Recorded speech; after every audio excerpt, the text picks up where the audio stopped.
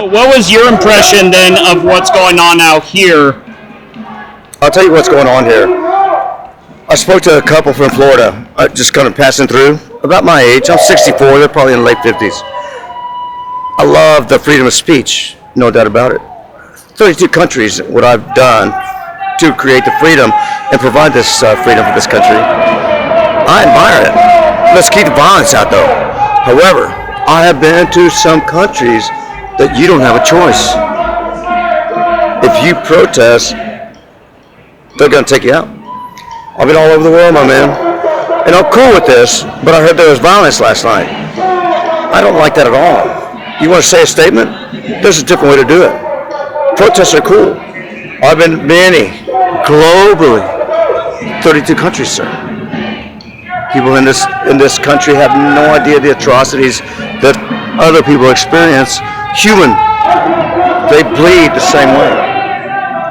And what I did for this country to protect our freedom is a beautiful journey for me. I'll do it again. I did have one also a separate question.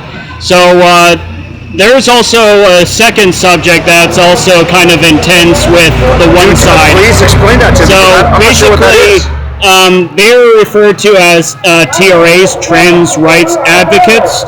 But then there's also a segmentation where there are feminists called TERFs. Here's the kicker, what I have to say about that.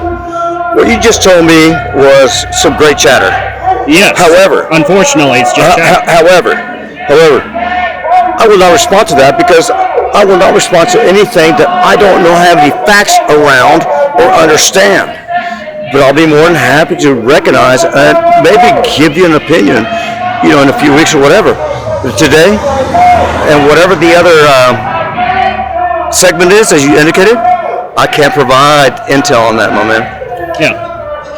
Actually, the only thing I was going to bring up was when I covered one event in Tacoma. So what happened there was that this was when two speakers, Kamala Harris with her motorcade, as well as a separate speaker from Britain.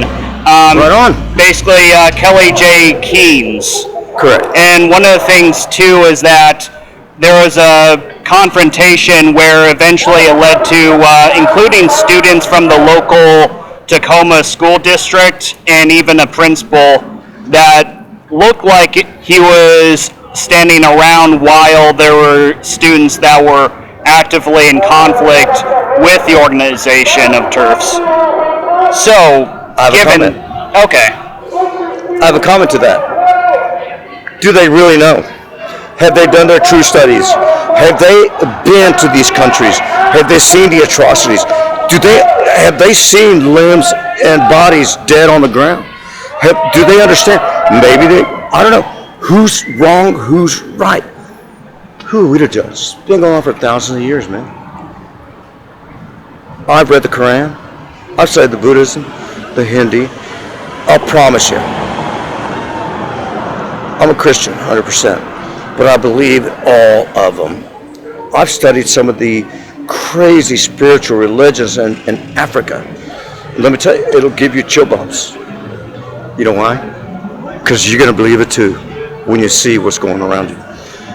My concern is that these are young kiddos or whomever. Have they really been there to see the atrocities? Maybe their family members have been. Maybe they're struggling and surviving and pray to their God.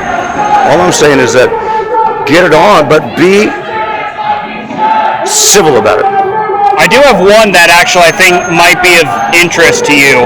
People say that after COVID, a lot of people started being confined, but they also woke up to looking for more meaning, sometimes regressing to going back to what they... So, define they. Who? Well, no, I mean everyone. So everyone, including people going back to what they liked as a child for entertainment. It doesn't matter. It's humanistic nature. Everyone was affected by it globally. COVID. So what is your take then on COVID spiritually, with people either not attending or doing remote for a lot of services because some people have been alienated. Okay, wait a minute. You just took it in a different direction. Services in regards to what? So, like, if there are churches that saw a permanent decrease in their services or they're remote, how do you? So on point with COVID. Yeah. What about Ebola? What about all these other freaking? You have no idea who I am and what I've studied and what I know. What about the other atrocities that have occurred globally? Ebola, etc. Let's take it back a few hundred years ago. Spanish fever. I mean, what about there's so many things that need to be considered. How can you just isolate? It was an incident that occurred back then, but let's get the broader spectrum. What's going on in other parts of the world that we don't know anything about? That's what concerns me. On the COVID thing, hey, we had to adhere to it. And, I never got it. Thank you, Lord, my Lord. And everyone else is Lord. Absolutely. But other than that, man, educate yourself. That's all I say. They need to understand what's really going on out there. Do you feel, out of your experience, that it's a necessity then to wear masks as they identify for COVID?